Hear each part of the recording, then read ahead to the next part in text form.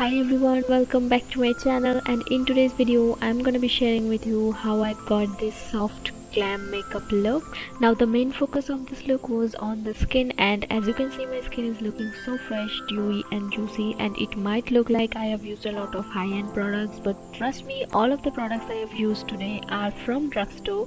And if you are interested in seeing how I achieve this look, then please keep on watching, but also don't forget to subscribe to my channel, click on the notification bell so that every single time I upload a video you will get notified. So yeah, without rambling much, let's get started.